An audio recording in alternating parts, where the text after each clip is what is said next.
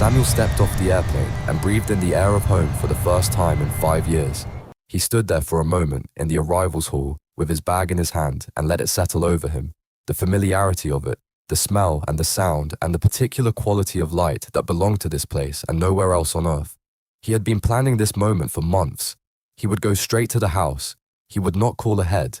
He would walk through the front door of the home he had built for his mother with his own money and his own hands, and he would watch her face when she saw him standing there. He would hold her and say, "Mama, I am home and I am never leaving you again." He was wealthy beyond anything either of them had imagined when he was a boy. She would never suffer again. But what Samuel would find when he arrived at that house would shatter every story he had been telling himself for 5 years and leave him standing in the ruins of it, trying to understand how he had let it happen. Comment where you are watching from right now before we go any further. If you are in the United States, type US. Watching from the United Kingdom, type UK. Australia, type AUS. Canada, type Canada. Norway, type Norway. Switzerland, type Switzerland. Denmark, type Denmark. Drop your country below, because this story is going to take you somewhere that will stay with you, and we want to know you were here from the beginning. Samuel Adeyemi was a billionaire. 3 companies bearing his name, 2 hotels, investments spread across banks on multiple continents. Business publications ran profiles on him with titles like The Boy Who Refused to Stay Small and The Man Who Built an Empire from Nothing. His name opened doors that had once been sealed against people like him. But 5 years ago, Samuel Adeyemi was simply a young man with shoes that needed resoling and a determination that had nowhere particular to go yet.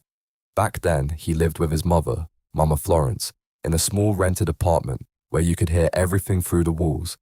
The neighbors on the left argued on Friday evenings. The couple above them had a baby that woke at 2 in the morning. The pipes were unreliable and knocked in the cold months like something trapped inside them trying to get out. The windows did not seal properly, and in winter the drafts came through the gaps in steady cold streams. But it was the place where Samuel had grown up, and it was full of his mother, and that made it enough. Mama Florence was the architecture of everything Samuel had become, not just because she gave birth to him and fed him and kept a roof over him, though she did all of those things under conditions that would have broken other people, but because she built him from the inside. She gave him his values and his persistence and his capacity to believe in a future that had not yet arrived. She gave him his understanding of what it meant to work for something and what it meant to sacrifice and what it meant to love someone more than you loved your own comfort. When Samuel was 12, his father died from an illness that moved quickly and left no time for preparation or farewell. The loss was enormous and the grief was real, and the apartment became a heavier and quieter place in the weeks after. Samuel watched his mother and waited to see what would happen to them. What happened was Mama Florence. She gave herself a short time to grieve. She let herself cry for a reasonable period, and then she dried her face and squared her shoulders and went to find work. She took in laundry from wealthier households across the city, carrying enormous bundles on the bus and returning them pressed and perfectly folded. She cleaned offices early 3 mornings a week, leaving the apartment before Samuel was awake and coming home just in time to make his breakfast. She cooked food for a canteen near the market on weekends, standing on her feet for 8 hours straight and coming home smelling of cooking oil and spices. There were stretches of weeks where she worked every single day, where she had no morning that was not already spoken for, where she came home in the evening so tired that she sat on the edge of her bed with her hands on her knees for 10 full minutes before she could find the energy to take off her shoes. But she never complained. Not one word of complaint in all the years Samuel was watching. Not one sigh heavy enough to suggest the weight she was carrying. Not one morning where the smile she brought to his bedroom door was anything less than completely convincing. Every morning, without fail, she woke him with her hand on his shoulder and the same words spoken with a conviction that did not require evidence or justification. "Today is going to be a good day, my son. I can feel it in my bones." And young Samuel believed her because she said it with the absolute certainty of someone who has decided that certainty itself is a form of survival. She saved every penny that was not already spoken for. When Samuel needed school fees, she found them from somewhere he could not identify. When he needed textbooks, she bought them. When food was short in the evenings, which it was more often than not, she would put her own portion in front of him and say, "I had something earlier. Eat, this one is for you." Samuel knew she was lying. He could see it in the careful way she drank her tea and said she was satisfied. He could see it in the way she turned away to busy herself with something when he ate, so he would not see her watching the food. But he ate because he understood that refusing her would cost her more than accepting did. He ate, and he promised himself silently and seriously and repeatedly that one day she would never have to do this again. He studied with the focused urgency of someone who understood precisely what was being sacrificed to keep him in school. He worked in the library until it closed. He rose early on Saturdays to study while the apartment was quiet. He earned a scholarship to university and studied business and technology and graduated near the top of his class. He found work at a small technology firm in the city, and for the first time in his life, he was earning money rather than watching his mother earn it for both of them. He gave Mama Florence a portion of every paycheck from the first month. She tried to refuse it. He was firm. "You gave me everything," he said. "Let me give back even a little." She cried when he put the money in her hand. She tried not to let him see. Then Samuel met Nadia. Nadia worked at a high-end cocktail bar in the business district of the city. She was strikingly beautiful in the way that certain people are beautiful, the kind of beauty that shifts the atmosphere of a room when it walks in. She had flawless skin and hair that was always perfectly styled, and she wore clothes that projected wealth even when they were not expensive. She moved with the ease of someone who has always been noticed and has made her peace with it. Her smile was wide, and her eyes were calculating in ways Samuel at 26 was entirely unprepared to recognize. They met when Samuel went to the bar after a work event with colleagues. Nadia caught his eye from across the room and held it, and then smiled at him with the particular focused attention of someone who has decided something. Samuel felt something shift in his chest. A woman like that had never directed that kind of attention at him before, and he did not have the experience to understand what it meant. They began seeing each other. Nadia was charming and attentive in the early weeks. She took his arm in public and introduced him to her friends with a warmth that made him feel seen. "This is Samuel," she would say. "My boyfriend. He is going to be extremely successful. I have always had a good eye for these things." Samuel felt himself expand under her attention. He felt like a larger version of himself. He felt like the distance between where he had come from and where he was going was actually crossable. But Nadia did not enjoy visiting Samuel's apartment. "The neighborhood is a bit rough, isn't it?" she would say with a lightness that was meant to make the observation sound casual, but landed differently. "And the flat is so small. How do you manage in this space?" She was polite to Mama Florence when they met, saying the right things, complimenting the apartment and the food, and saying how lovely it was to meet her. But her eyes moved around the room constantly as though cataloguing everything that was not up to standard, and she never stayed longer than she had to. Once Mama Florence cooked a proper dinner for Nadia, a meal she had been planning for a week, spending carefully saved money on the right ingredients. The good soup with all the things that made it good. Jollof rice made the way Mama Florence had been making it for 30 years. She set the table properly and lit the candle she kept for special occasions and waited for Nadia with genuine hope. Nadia took one small polite spoonful of the soup, made a face she almost successfully concealed, and said, "Oh, I am so sorry. I had a very late lunch today. I am honestly not hungry at all." She spent the rest of the meal looking at her phone. Samuel saw the pain cross his mother's face. It was brief, and she covered it quickly with the practiced ease of a woman who has been covering pain her whole life. Nadia did not see it because Nadia was not looking at Mama Florence. Nadia was never looking at Mama Florence unless she had to. Still, Samuel loved Nadia, or believed he did. She represented possibility.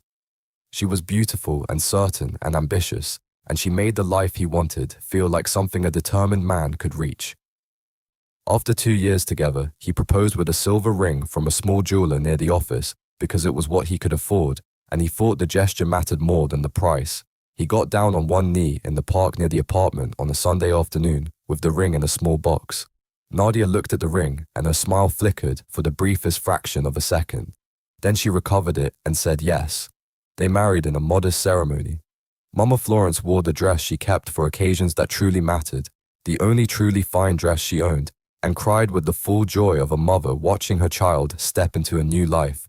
Nadia wore white and was extraordinary to look at, and seemed throughout the day to be quietly measuring the occasion against a larger occasion she had imagined and finding it slightly wanting. Afterward, the three of them lived together in the apartment. It was cramped, and the pipes were still unreliable, and the windows still let the winter in, but Samuel thought they would manage. They were family now. Family found ways to manage. Nadia had a different view of what family meant and what managing required. She hated the shared bathroom. She hated the sound of Mama Florence's radio playing worship music on Sunday mornings when she was trying to sleep in. She hated the kitchen table with its uneven leg and the narrow corridor and the walls that transmitted every sound from every neighbor. "When are we going to have our own proper place?" she would ask Samuel. "Not on difficult days or after particularly cramped evenings. Every day, without fail." "Soon," Samuel would say. "I am working toward it." Then the call came. A large international technology corporation had been watching Samuel's work through the small firm and through the additional freelance projects he had been quietly building on the side. They wanted him to come abroad and build an entirely new division of their company from the ground up, not as a regular hire, as a founding partner with equity and profit sharing. The compensation package was more money than Samuel had thought he would earn in a decade of ordinary work. But the position was abroad, another country, another continent, and the minimum term was 5 years. Samuel sat with Mama Florence and Nadia that evening and laid everything out plainly. 5 years at minimum, he said. Possibly a little longer. But what this generates would change everything for us. I can build you a real home, Mama. Somewhere proper, with a garden, with space, with everything. You would never have to work again. Not ever. Mama Florence's face fell. 5 years is such a very long time, my son. But Nadia came alive. Her eyes lit up completely, immediately, like something had been switched on. 5 years is nothing, she said. Think about what you could build in 5 years, Samuel. Think about what this kind of money means. This is the door you have been walking toward your whole life. You cannot let it close because you are afraid of the calendar. But what about the two of you, Samuel said. I cannot leave you both in this apartment. Build us a house before you go, Nadia said. Use your savings. Take a loan if you need to. Build somewhere proper where your mother and I can live comfortably while you are making your future. We will manage perfectly well together. Won't we, Mama Florence? Mama Florence looked at Nadia for a moment. Then she looked at her son. She saw the enormous hope in his face. She saw his chance sitting right in front of him like a door that would not stay open forever. She put what she felt somewhere it would not be in the way. We will be fine, she said quietly. Go, Samuel. Take the job. This is what I raised you for. So Samuel did everything. He emptied his savings. He took a loan. He worked with builders every evening after his regular job for 6 months, visiting the site after dark, making decisions by torchlight sometimes, watching the walls go up and the rooms take shape and the garden begin to form at the back. The house that emerged had 3 bedrooms and a proper kitchen with real counter space and a sitting room with comfortable furniture and enough garden for whatever Mama Florence wanted to grow. It had a blue roof because she had mentioned once when Samuel was about 8 years old and they were walking home from church that she thought houses with blue roofs were the most beautiful kind of house there was. He had remembered it for 15 years without knowing why, and now he knew why. This is your house, Mama, Samuel said on the day it was finished, standing in the garden in the afternoon light with her hands held in both of his. You will never live in a cramped apartment again. You will never share a wall with neighbors you can hear breathing. This is yours. Mama Florence wept. I did it for both of you, Samuel said. And he looked at Nadia when he said it. You will take care of each other while I am away, like mother and daughter. Something moved across Nadia's face, quick and cold, like a shadow crossing a wall. It came and went in less than a second. Of course, Nadia said. She took Samuel's arm and smiled with complete warmth. I will take the most wonderful care of your mother. She is family. The word family sat in Mama Florence's stomach in a way she could not name or explain. The day Samuel left, both women came to the airport. Mama Florence held her son's face in her hands, the way she had when he was a boy, waking from a bad dream, and said, Promise me you will eat properly. Promise me you will sleep enough. Call me even when you think there is nothing to say. Just call so I can hear your voice. Promise me, my son. I promise, Samuel said, and his tears ran completely freely. I will send money every month. Good money. You and Nadia will have everything you need. I do not need money, baby. I need you. I know, Mama, but this is for the future. 5 years will pass faster than you think. He hugged his mother until she finally let go. Then he held Nadia and she whispered against his ear, "Do not worry about a single thing here. I have complete control of everything." Samuel picked up his bag and walked toward the gate. He turned once and waved. Mama Florence waved back and her tears fell without any attempt to contain them. Nadia waved too, with a warm, complete smile. But the moment Samuel turned away from them and could no longer see their faces, Nadia's smile disappeared from her face like something wiped clean with a cloth. She looked at Mama Florence with flat, expressionless eyes and said absolutely nothing. They drove back to the house in complete silence. That night, things changed.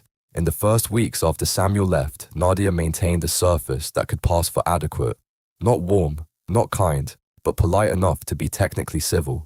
Mama Florence cooked the meals and kept the house and tried to give Nadia space. Nadia came and went, meeting her friends, shopping, spending money on herself and her social life, with the ease of someone whose circumstances had recently and significantly improved. They did not have real conversations, but they did not fight either. And Mama Florence told herself that this was manageable, that given time, things would find a workable level. Samuel called every Sunday as he had promised, and his voice down the phone was full of the specific joy of a man who is exactly where he worked to be. "How are my two favorite women?" he would ask. "We are fine, son," Mama Florence would say. Then Nadia would take the phone. "Perfect here, darling. Your mother and I are getting along beautifully. You focus entirely on your work and make us proud. Don't give us a single thought." And Samuel believed her. Why would he not? They were family, and Nadia sounded warm and certain, and everything she said was plausible. But in the second month, the temperature inside the house began to drop in ways that were difficult to name, but impossible to live inside without feeling. Nadia's friends came to visit one Saturday afternoon. They arrived loud and expensively dressed, wearing jewelry that caught the light when they moved, laughing at things Mama Florence did not understand. They spread themselves across the sitting room like they owned it. Mama Florence brought tea and biscuits on a tray because that was what you did when guests came into your home. One of Nadia's friends looked at Mama Florence with wide, theatrical curiosity. "And who is this?" she asked. "My mother-in-law," Nadia said, gesturing vaguely. "She lives here." The friend's eyes went wide with performed horror. "You live with your husband's mother, in the actual house? How do you cope with that on a daily basis?" Nadia's friends laughed with the easy cruelty of people who have never been taught to consider who else might be in the room. Mama Florence felt the heat rise into her face. She set the tray on the table quietly and left the room before her eyes could do anything that would require explanation. After the friends had gone, Nadia found her in the kitchen. "Mama Florence," Nadia said. Her voice was sweet. Her eyes were entirely different from her voice. "I think it would be much better for everyone if you stayed in your room when I have guests. My friends are not comfortable with older people around. It creates an awkward atmosphere. You understand how these things are." Mama Florence turned to face her. "This is my home too. Samuel built this house for me." The sweetness left Nadia's face immediately and completely. "Samuel built this house for his wife," Nadia said. "For me. You are here because Samuel feels responsible for you. That is all this is. If you want to continue living here, I suggest you remember what your position actually is. Do you understand me?" Mama Florence nodded because she did not trust her voice and because she did not want trouble, and because the very last thing she wanted was to be the reason Samuel heard worry in her voice on a Sunday when he was 5 years away and building his future. From that day forward, things became worse by steady degrees, each step small enough to almost seem manageable, until you looked back and saw how far the original position had been from the current one. Nadia gave Mama Florence rules. Stay out of the sitting room when the television is on. Don't cook when my friends are here. Don't make noise in the mornings before I'm up. Don't use too much hot water. Don't leave things in the kitchen. Don't. Mama Florence followed every rule. She made herself as small as a human being can make themselves inside a house. She stayed in her room for hours at a time. She ate her meals quickly and quietly and cleared everything away before Nadia could find reason to comment. She tried to exist in the house like something that did not take up space. It was never enough. Across the ocean, Samuel worked with an intensity he had not known he possessed. He was at his desk before the sun rose and still there after it went down. His ideas were extraordinary and original, and his bosses recognized it. Promotions came quickly, then a full partnership, then his own side venture, which he built carefully in the margins of his primary work, and which within 2 years was generating millions, and within 4 years had made him a billionaire. Every month without exception, he transferred money home. 5,000 to begin with, then 8, then 10, and sometimes considerably more. Make sure my mother has everything she needs, he would tell Nadia during their calls. She has more than she needs, Nadia would always say, with warm certainty. Stop worrying about us. You just keep doing what you are doing so well. But the Sunday calls with Mama Florence had become strange in a way Samuel could identify the fact of but not the cause of. They got shorter over time. She said less. When he asked how she was, she said, "I am fine, son." When he asked if she was eating well, she said yes. Yes, of course. When he asked about life with Nadia, she said everything is fine. Don't worry about me. How is your work? She redirected every time. Samuel told himself she was simply quieter with age. People became quieter, and Nadia was always so warm and specific and detailed on the phone. Your mother and I had tea together this afternoon. She's been in such good spirits lately. You should hear how she laughs these days. Samuel, she is genuinely thriving. So Samuel sent more money and promised himself he would visit soon. Soon kept getting moved. After this contract was closed. After this particular deal was signed. Next quarter, when things were slightly less hectic. After the new year, when the schedule cleared a little. He always had a reason that was technically valid, and he never examined too closely the pattern those reasons made when you laid them all out together. 5 years passed. At home, Mama Florence's life had become something she endured rather than inhabited. After the first year, Nadia stopped maintaining the pretense entirely. She stopped providing food for Mama Florence. The money Samuel sends is for this household, Nadia said. If you want things for yourself, you will need to find your own funds. But Mama Florence had no funds of her own. Every transfer Samuel made went directly to Nadia's account, and Nadia decided absolutely everything it was spent on. None of it went to Mama Florence. Not food, not clothing, not medicine when she needed it. Mama Florence's meals became smaller and less frequent as the months passed. Some days it was plain rice with oil. Some days a piece of bread that was starting to go stale. Some days nothing at all until the church ladies brought something. Nadia's friends would come and fill the house with the smell of real food cooking on the stove that Mama Florence was no longer permitted to use. Expensive food, elaborate food.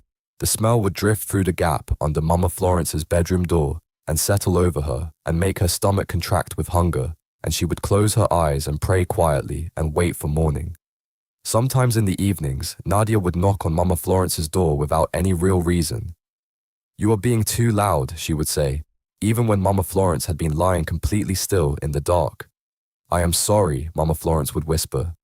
"You should be," Nadia would say, standing in the doorway with her arms crossed. "This is my house, and you are here only because I choose to allow it."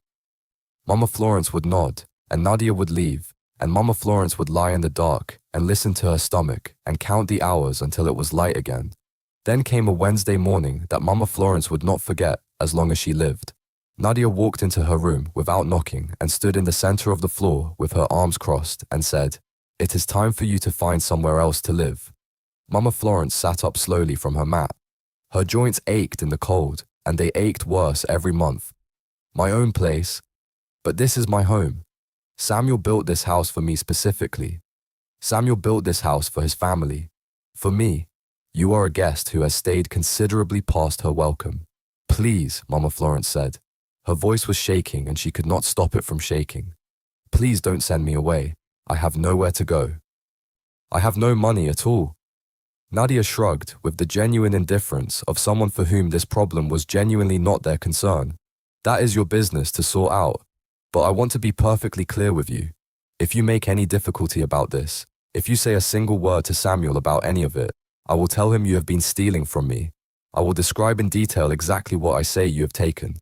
I will tell him the things you have said to me and about me and how you have made living in this house a daily misery. None of that is true." "Who do you think he believes?" Nadia said.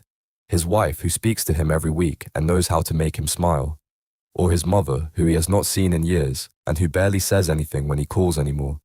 Think carefully about that question before you answer it." The thing that broke in Mama Florence in that moment was not the threat itself, It was the truth that lived inside the threat. Samuel was 5 years away. He knew only what came to him through the phone. And what came through the phone from Nadia was always warm and confident and full of convincing detail. "You have 1 week," Nadia said. "Find somewhere else. And do not call Samuel about this. If you do, I promise you he will not speak to you again." Mama Florence packed what she had into 2 bags. She left the house with the blue roof, the house her son had built with everything he possessed, and she walked through the gate into the street with her 2 bags and nowhere to go. She asked around the neighborhood quietly, not wanting anyone to know the full extent of what was happening, asking if anyone knew of a cheap room she could afford. But everything cost money she did not have and would not have. Eventually, an elderly woman from the church told her about a structure at the far edge of town, past the old market, past the roads that had names. "Nobody is using it," the woman said. "It is not much at all, but it would keep the rain off." Mostly, Mama Florence discovered when she went to see it. 1 room. The walls were old timber and salvaged pieces of metal sheeting nailed together into something that approximated solidity. The tin roof had rusted through in several places, and the light came through the gaps in straight lines during the day, and the rain came through them in streams. There was no door. A piece of heavy canvas hung in the entrance and moved when the wind came. No electricity, no water, a dirt floor. 4 walls and a canvas door and the sounds of the edge of town at night. It was everything she had. She moved in. She slept on a thin mat she found rolled against one wall. She cooked whatever the church ladies brought her over a small fire she made outside the entrance each morning. Bread that was going stale, fruit that was past its best, a small amount of rice when someone had rice to spare. She got thinner as the months became a year, and the year became 2 years, and the 2 years became 4. The clothes she had arrived with began to hang off her body like fabric on a frame. Her hair went fully white. Her hands trembled when she tried to hold things, and she had stopped being surprised by the trembling. But every Sunday, when Samuel called, she assembled herself into something that sounded like a woman who was managing adequately. "I am fine, son," she would say. Her voice held. She had become skilled at making it hold. "You sound a little tired, Mama. Are you sure everything is all right? Just a small cold. It comes and goes. Nothing at all to worry about. Tell me about your week." She redirected every call. She loved her son, and she had decided long ago that this was her cross to carry, and not his. And Nadia's threat sat in her body every day like a stone she had swallowed and could not pass. She did not know how far that threat would reach if she tested it. Meanwhile, Nadia lived in the house with the blue roof, wearing Samuel's money and spending it on clothes and parties and expensive meals with her friends and everything his mother needed and was not receiving. And every Sunday, she told Samuel his mother was healthy and cheerful and doing wonderfully. Samuel believed her until the day he came home. 5 years after he had last seen his mother's face, he stepped out of a taxi in front of the house with the blue roof and stood for a moment in the afternoon heat looking at it. He had not told anyone he was coming. He wanted to see his mother's face when she found him in the doorway. He had imagined this moment hundreds of times across 5 years of long evenings and hotel rooms and early mornings when the homesickness came in quietly and sat with him. He paid the driver and walked up to the front door and pushed it open without knocking. It was his house. He had built it. "Mama," he called. "Mama, I am home." The house was too quiet. The kind of quiet that is not simply empty, but is deliberately held. Then heels on the tile floor, a sharp, careful sound. And Nadia appeared at the end of the hallway in a fitted dress with her lips painted dark. When she saw Samuel standing in his own doorway, the color left her face entirely. "Samuel," she said. Her voice was barely sound. "What are you doing here?" Samuel laughed. "I came home. I came to surprise you and Mama." He stepped toward her with his arms wide. Nadia stepped back. "You should have called," she said quickly. "You should have told me you were coming. Is something wrong?" Samuel looked past her down the hallway. "Where is Mama? Is she in her room?" "She is not here." Samuel stopped. "What do you mean she is not here? Where is she?" Nadia smoothed her dress with hands that were not steady. "She went out. To visit a friend. An old friend from the church." "Which friend? When will she be back?" "I don't know. This evening, perhaps. Or possibly tomorrow." The thing that moved through Samuel was not fear and not anger. It was something colder and more fundamental, something that lived below both of those. He walked past Nadia and down the hallway and opened the first bedroom door. Storage boxes. He opened the second bedroom. More boxes and old furniture pushed to one side. He opened the third door, the room that had always been his mother's room, and found it completely empty. No furniture, no personal effects, no indication that anyone had lived in this space in a very long time. He stood in the doorway for a long moment. "Where is my mother's room?" Nadia's voice came from behind him. "She doesn't live here anymore." Samuel turned very slowly. "Say that again." "She left. She hasn't been here for some time." "How long is some time?" Nadia looked at the floor. "About 4 years." The world stopped. Samuel stood in the empty doorway and felt the floor of everything he understood about his own life simply give way. 4 years, he said. "My mother has not lived in this house for 4 years." "She wanted to leave," Nadia said quickly. "She said the house was too large. She wanted something simpler and quieter." "You know how she is." "You are lying." "I am not lying. My mother would never leave this house. I built it for her. I built it specifically for her, and she would never leave without telling me. She has never kept anything from me in my entire life. Has she not?" Nadia's voice took on an edge she could not contain. "When did you last have a real conversation with your mother, Samuel? When did you last ask her questions that required honest answers? When did you last do anything other than say, 'How are you?' and hang up because you had a meeting to get back to?" The words hit because they were completely true. He could not remember the last time he had really talked to his mother. The calls had become a ritual of surface reassurance, each one shorter than the one before it, each one more obviously a box being ticked rather than a real conversation. "Where is she?" His voice was shaking. "Tell me where my mother is." "I don't know. I told you she left." "She didn't tell me where she was going." "That is the truth." Samuel looked at his wife, at the expensive dress and the perfect hair and the cold eyes that were performing distress without quite producing it, and he knew. He knew with the certainty that lives in the bones rather than the mind. He knew she was lying. He knew something had happened to his mother, and he had been 5 years away while it happened, and the calls had been short, and he had been busy. "I'm going to find her," he said. "Samuel." He was already out the door. He got into a taxi and told the driver to take him to the church his mother had attended all her life. If anyone knew where she was, it was the people there. Mama Florence had never once voluntarily missed a Sunday service in all the decades Samuel had been alive. The church knew her. The church would know. The taxi pulled up outside a plain whitewashed building with a wooden cross above the entrance. Samuel had sat in those pews hundreds of times as a boy. His mother had brought him every Sunday, even in the hardest years when the bus fare was something that had to be planned for several days in advance. He pushed the door open and stepped into the cool interior. A few people sat with their heads bowed in the afternoon quiet. Near the front, an elderly man moved slowly between the pews with a broom, sweeping with the unhurried patience of someone who has been doing the same work in this same building for a very long time. "Excuse me," Samuel called, his voice carried in the high, quiet space. The old man looked up and squinted against the light coming from the doorway. Then his face opened into a slow, warm smile. "Samuel, little Samuel Adeyemi. God bless you, son." Samuel walked quickly toward him. It was Brother Thomas, the church caretaker, who had been part of this building since before Samuel was born. "Brother Thomas."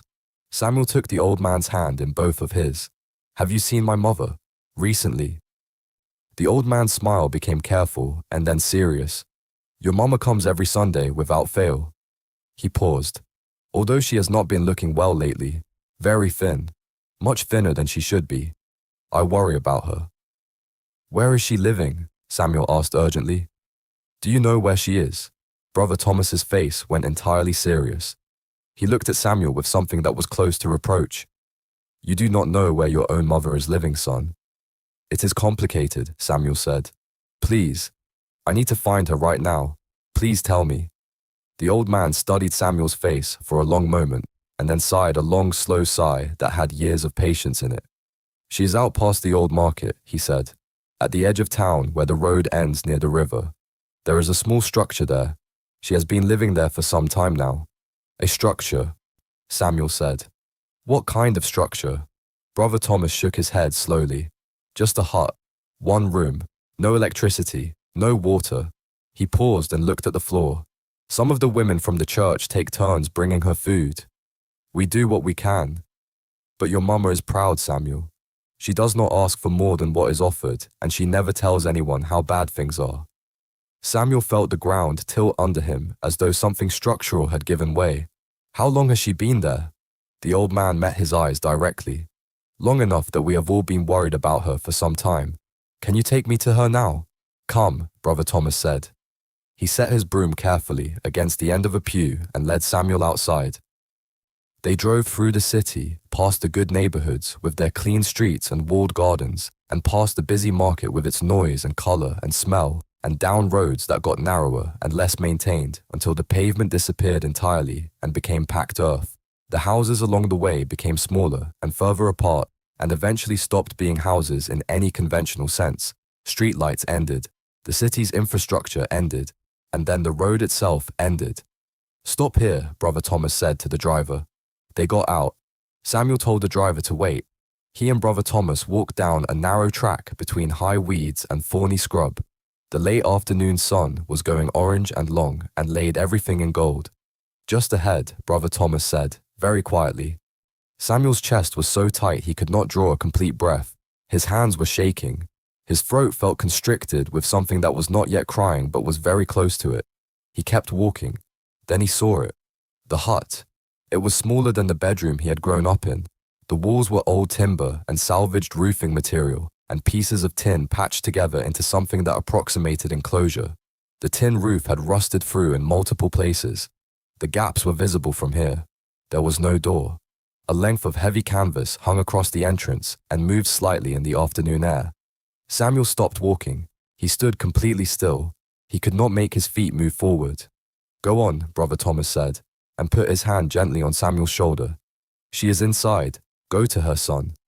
Samuel made his feet move. One step and then another and then another. He reached the canvas and pushed it aside and stepped into the dark. The single small window admitted the last of the afternoon light in one thin column. His eyes adjusted slowly. He saw a mat on the dirt floor, a small clay pot in one corner, a plastic bucket, a cracked bowl resting on the mat, and sitting on that mat with the cracked bowl cradled in her trembling hands, bent over it and lifting a spoon slowly toward her mouth, was Mama Florence. She was so thin. Her clothes were enormous on her now, hanging off her shoulders, and her arms like fabric draped over a frame rather than worn by a person. Her hair was entirely white. Her hands trembled visibly with every movement she made and every shift of the bowl. She had aged 20 years in 5. She looked like someone the world had been steadily taking things from for a very long time without giving anything back. She looked up when the light changed at the entrance. She stared at Samuel for a long moment without moving. Her expression was the expression of someone who is looking at something their mind has produced, rather than something that is actually standing in front of them. Then the bowl slipped from her hands and fell and clattered on the dirt floor, and she said his name in a voice barely above a breath. Samuel. Samuel walked to her. He walked to her and fell to his knees in front of her on the dirt floor and put his hands on her thin arms and looked at her face. This face he had carried in his memory for 5 years, through every long day and lonely evening and early morning when he missed her. And the tears came so completely and so immediately that he made no attempt to stop them. Mama, he said. His voice broke open. Mama, what happened to you? Tell me what happened. Mama Florence's hands flew to her face. She looked ashamed. She looked embarrassed. You were not supposed to see this, she said. I never wanted you to see this. I never wanted you to know. Know what, Mama? Why are you here? Why are you not in the house? The house I built for you. The house with the blue roof. She looked down at her hands in her lap. I chose this, she said. I wanted something simpler. Don't lie to me, Samuel said. Please, not you. You have never lied to me in my entire life. Please do not start now. Tell me the truth. And then Mama Florence wept. It came from somewhere deep and long held, and her whole thin body shook with it. Great shaking sobs that she had been holding back for 4 years and that now would not be held back any longer. Samuel wrapped both arms around her and held her the way she had held him when he was 12 years old and his father had died and the world had become enormous and terrifying and he did not know what was going to happen to them. He held her and he let her cry. Brother Thomas slipped away quietly outside. Samuel heard his footsteps move off through the weeds and disappear, And the kindness of the gesture was another thing he would not forget. They held each other for a long time. When Mama Florence's crying had finally become quieter, she pulled back from him slowly and wiped her face with the edge of her worn dress. Then she told him everything. She told him all of it from the beginning.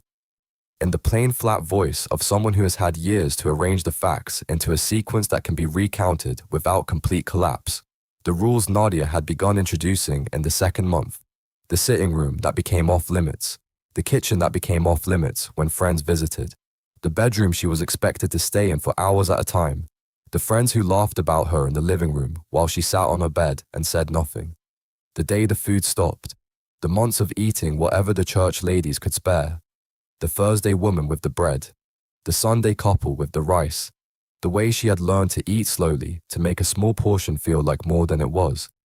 The Wednesday morning, Nadia had come into her room and given her a week. She said if I did not leave, she would tell you I had been stealing from you.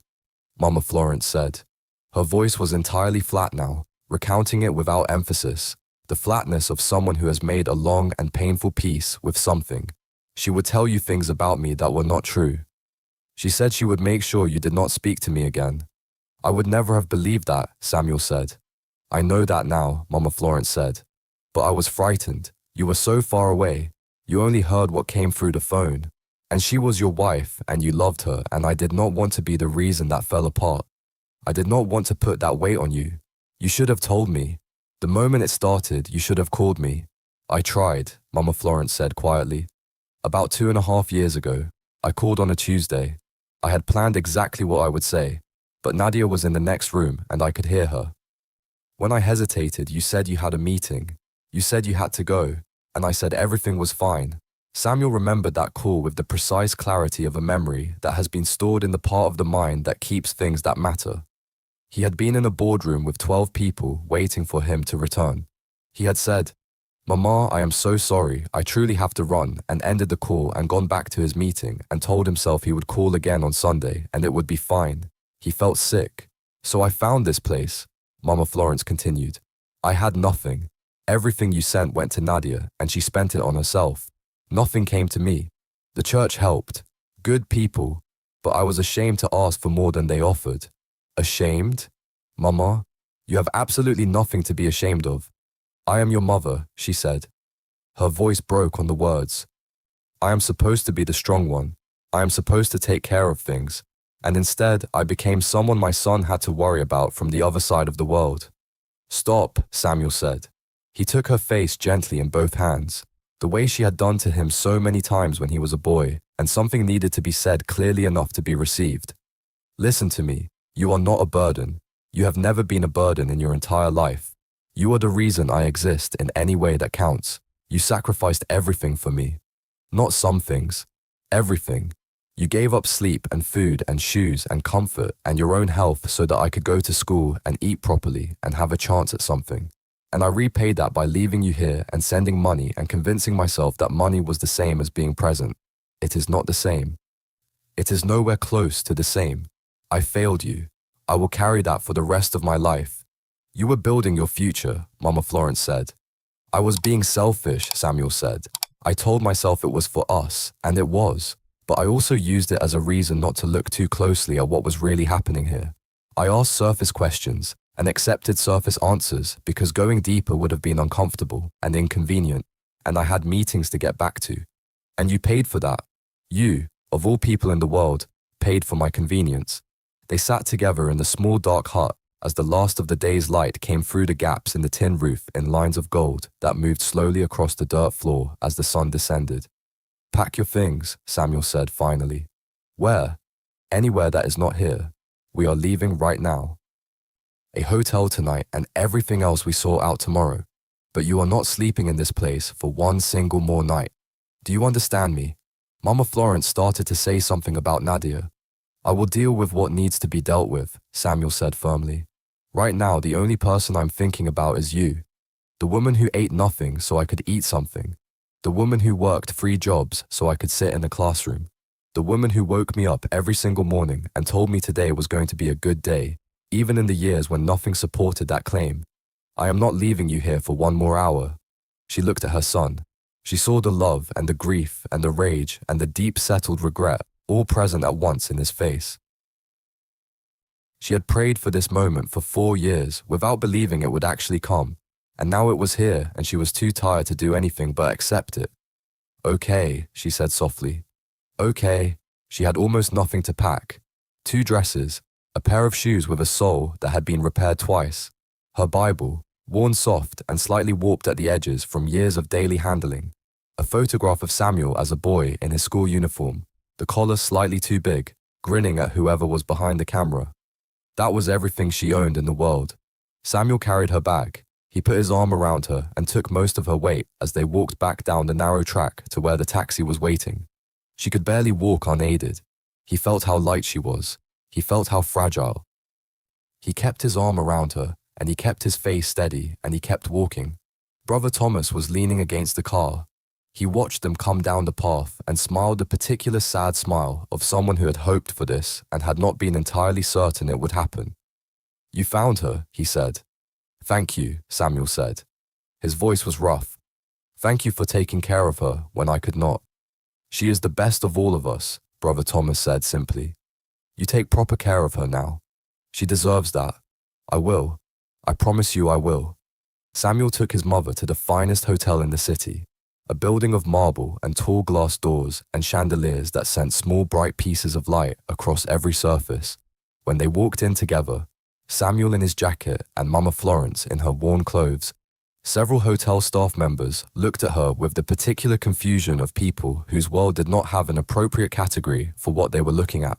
Then Samuel stepped to the front desk and put his card on the marble counter and said, "I need your best suite," and every attitude in the lobby rearranged itself within seconds. "Right away, Mr. Adeyemi. The presidential suite is prepared and available." They rode the elevator to the top floor. The suite had 3 rooms and floor-to-ceiling windows that showed the whole city spread below them, like something from a different version of the world. "Samuel," Mama Florence whispered, looking around. "This is far too much. Nothing is too much for you. Nothing." He ordered everything from the menu: soup and bread and roasted chicken and vegetables and a bowl of fresh fruit.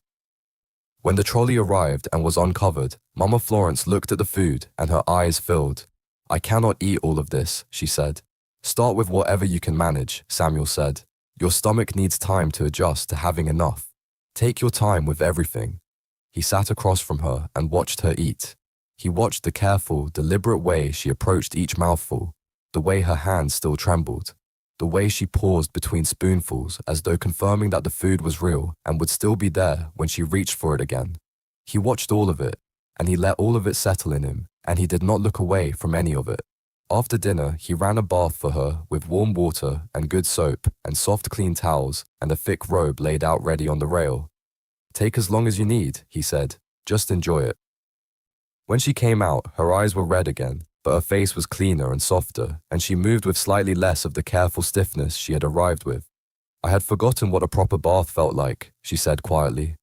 "I had truly forgotten." Samuel kept his face steady with effort. He showed her to the largest bedroom. The bed was wide and soft with white pillows and a thick duvet. Mama Florence sat on the edge of it and pressed her palm flat against the sheets and looked at her hand and then up at him. "It is like resting on clouds," she said. "Sleep as long as you need. I am in the room next door. Knock on the wall if you need anything at all." She looked up at him. "Samuel, what happens tomorrow?" "Tomorrow we go to the hospital and we make sure you are well. And after that, I go and say what needs to be said to the person who needs to hear it. Don't do something you will regret. The only thing I regret is not coming home 5 years sooner."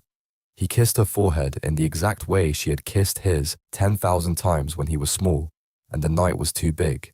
Then he went to his own room and lay on the bed and stared at the ceiling. He did not sleep. 4 years. His mother in that hut for 4 years while he sent money every month that never reached her. While Nadia told him on the phone that she was healthy and happy and thriving. While he was in meetings and on flights and at dinners that felt important and were not. Around midnight, he found Nadia's name on his phone and held his thumb over it for a long moment. Then he put the phone on the bedside table. No. She would use the warning to build her story. He would not give her the night to prepare. Tomorrow she would face him with nothing between her and what she had done.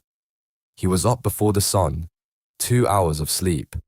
He dressed quietly and went to his mother's door and knocked softly. "Come in, son." She was already sitting up and dressed, small in the center of the enormous bed, her hands folded in her lap. "How did you sleep?" "Like I have not slept in years," she said. There was the beginning of her old smile on her face, just the edge of it, but recognizably hers. That bed, Samuel. I forgot what comfort truly felt like. He took her to breakfast in the hotel restaurant and ordered everything good and watched her eat with the slow, grateful attention of someone for whom food had become something to be genuinely marveled at rather than assumed. Other people in the restaurant glanced at them occasionally, Samuel in his suit and Mama Florence in her worn dress, and Samuel looked back at each of them with complete calm and no inclination to explain himself to anyone. After breakfast, they went to the best medical clinic in the city. The doctor, a careful, thorough woman named Dr. Mensah, spent a full hour examining Mama Florence and then asked to speak to Samuel privately. "Your mother is severely malnourished," Dr. Mensah said. "Her body weight is dangerously low. She is significantly anemic. Her bone density has been compromised. She is dehydrated. These are the effects of sustained nutritional deprivation over an extended period." Samuel's hands were fists at his sides. Will she fully recover? With proper care and time, yes. Regular nutritious meals, starting small and building gradually. Supplements and vitamins. Rest and minimal physical stress. She needs to come back to me in 2 weeks, and I want to monitor her progress carefully. She will have everything she needs, Samuel said. Everything without exception. Dr. Mensah looked at him carefully. "How did your mother come to be in this condition, Mr. Adeyemi?" Samuel's jaw was tight. "That is a very long story, doctor, but it will not continue." After the clinic, Samuel took his mother to a proper shop and told her to choose whatever she wanted. She chose carefully and modestly. A few dresses in quiet colors, a pair of shoes that fit properly, a warm cardigan, a nightgown, things that should have been ordinary and unremarkable and were not. As they moved through the shop, Samuel watched the difference in how the staff treated her when she was with him compared to how they would have treated her alone. With him, they smiled and attended immediately and offered assistance. Alone in her worn clothes, she would have been invisible at best. The observation sat in him like an accusation directed at the entire world. Back at the hotel, Mama Florence put on one of the new dresses. It was soft yellow with a quiet pattern. When she looked at herself in the mirror, tears came into her eyes again. "I forgot," she said. "I completely forgot what it felt like to wear something new." Samuel came to stand behind her in the mirror. "You deserve this," he said. "You deserve this, and everything that should have been provided to you for the last 4 years, and so much more than either of us can calculate." They had lunch together in the suite, good soup and rice and vegetables from the doctor's recommended list, and over lunch Mama Florence asked the question she had been carrying all morning. "When are you going to see Nadia?" "This afternoon." "What will you say?" "I am not entirely certain, but she is going to hear the truth said out loud. She is going to understand that I know everything." Mama Florence set down her spoon. "Samuel, I do not want to be the reason your marriage ends." "You are not the reason," Samuel said. "Nadia is the reason. She made choices. She made those choices every single day for 4 years, and every single one of them was wrong. Now she faces the consequences of what those choices cost." "But marriage is." "Mama," Samuel said, gently but completely firmly. "If someone had done to your child what Nadia did to you, if it had been me in that hut, eating whatever charity offered while she spent my money on parties, what would you say to someone who asked you to forgive the person responsible?" Mama Florence was quiet for a long moment. "I would not forgive them," she said. "Then please do not ask me to do what you would not do for yourself." At 3 o'clock, Samuel stood in front of the house with the blue roof in the full afternoon heat. He stood there for a moment and looked at it. He had been so proud of this house. He had poured everything he had into it. He had left it in the belief that what he had built inside it would protect what mattered most. He used his key, music from upstairs, some song he did not recognize. "Nadia," he called. The music stopped. Footsteps on the stairs.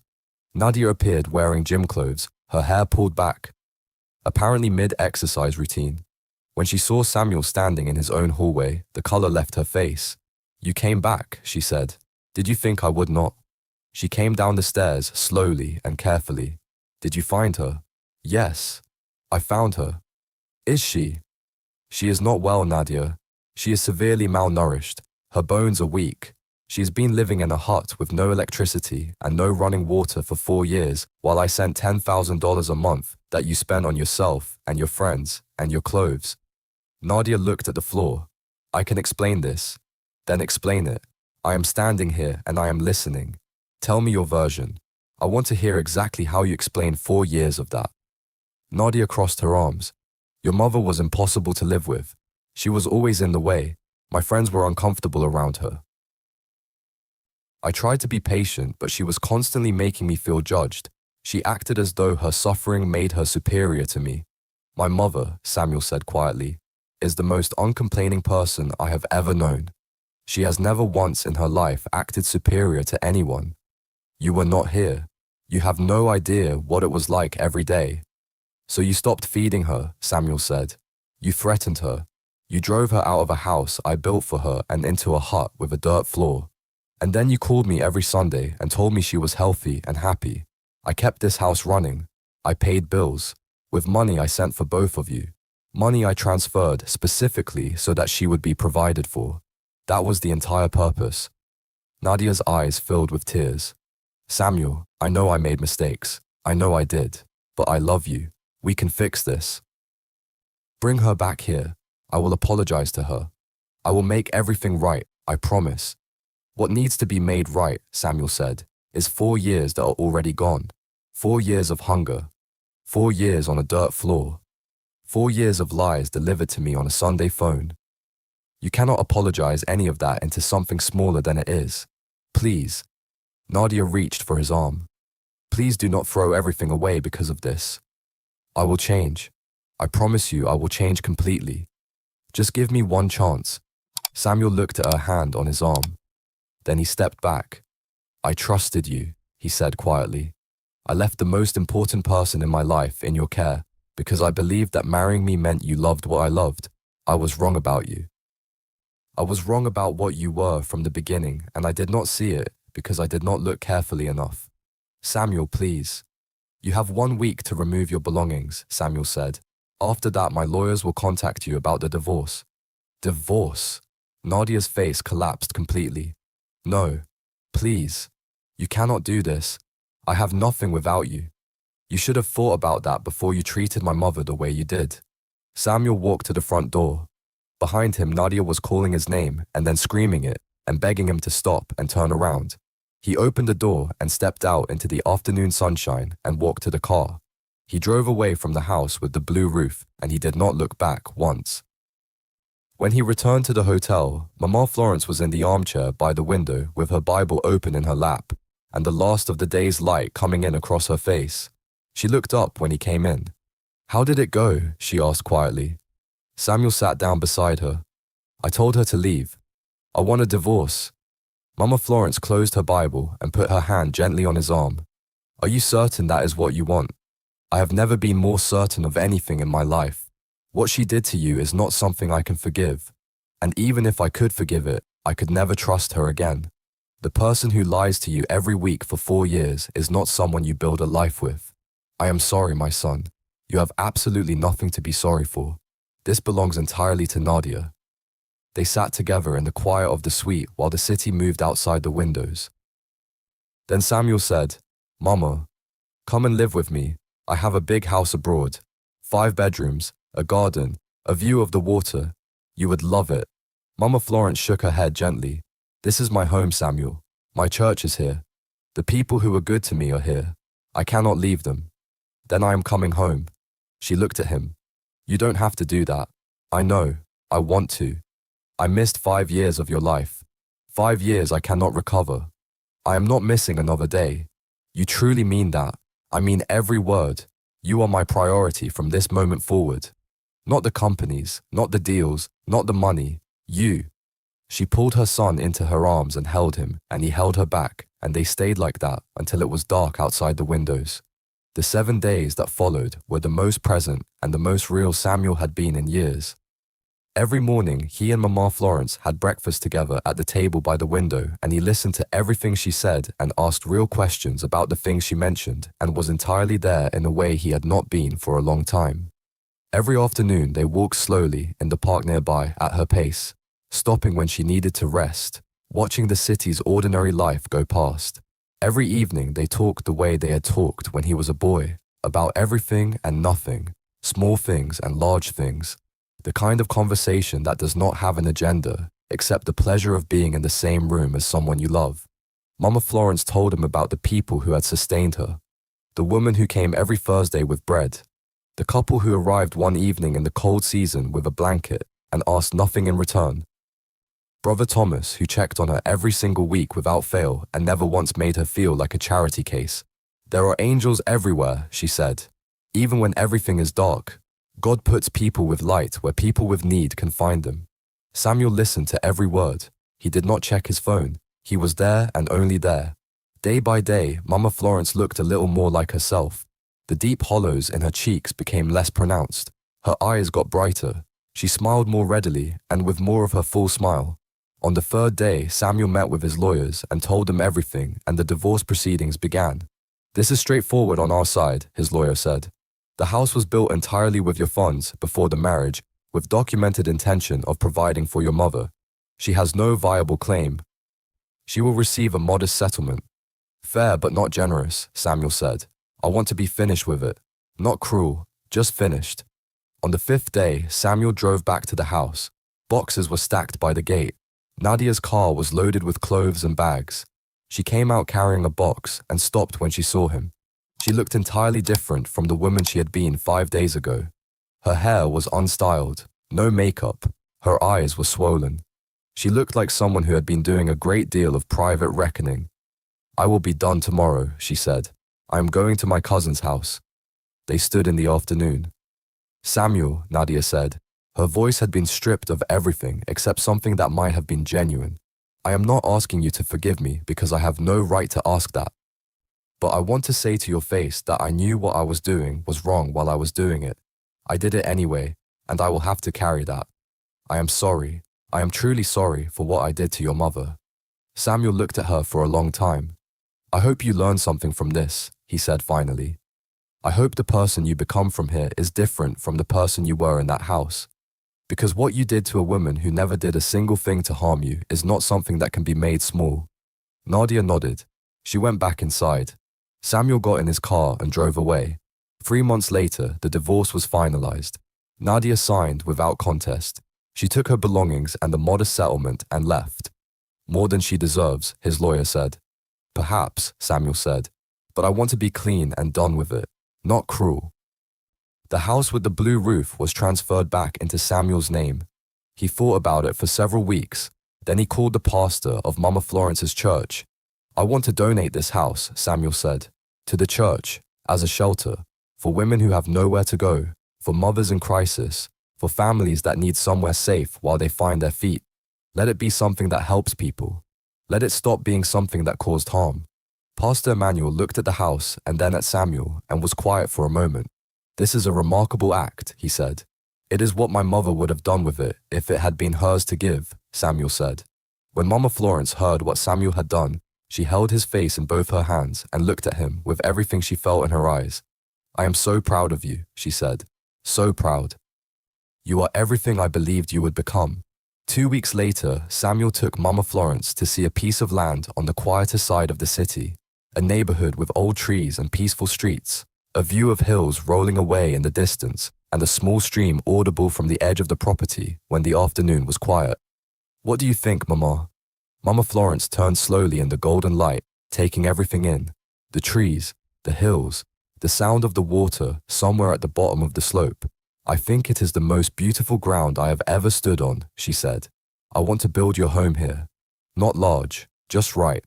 A real kitchen with proper counter space, a garden for vegetables and flowers, a front porch where you can sit in the evenings and watch the light change on those hills and listen to that water." "Samuel, you don't have to. I want to. Please let me. It is the smallest possible part of what I owe you." Mama Florence smiled.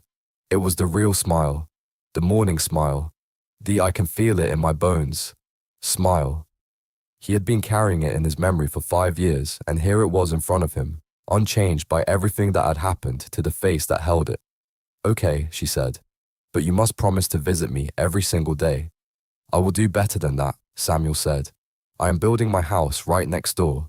Breakfast together every morning and dinner together every evening. I am not missing another day of your life. Not one. Mama Florence's eyes filled with the good tears. You would truly do that? I spoke to the architect this morning, Samuel said. It is already in motion. They stood together on the land as the light came through the old trees in long pieces and lay across the grass, the mother and her son, both of them looking at the hills and the stream and the future that was being built from what had been broken and damaged and survived. The years that were lost could not be recovered. That was true, and it would remain true, and Samuel would carry it. But every day that came after this, one could be different. Every single day from now could be chosen differently and lived differently and given fully to the person who had given him everything she had. That was enough. That was more than enough. If this story reached something in you, hit the like button right now and tell us in the comments the moment that stayed with you the longest. We read every single one. And before you go, please tell us where you are watching from. If you are in the United States, type US. United Kingdom, type UK. Australia, type AUS. Canada, type Canada. Norway, type Norway. Switzerland, type Switzerland. Denmark, type Denmark. Subscribe and turn on your notifications because we have new stories every single week and you do not want to miss them. Thank you for being here. We will see you in the next one.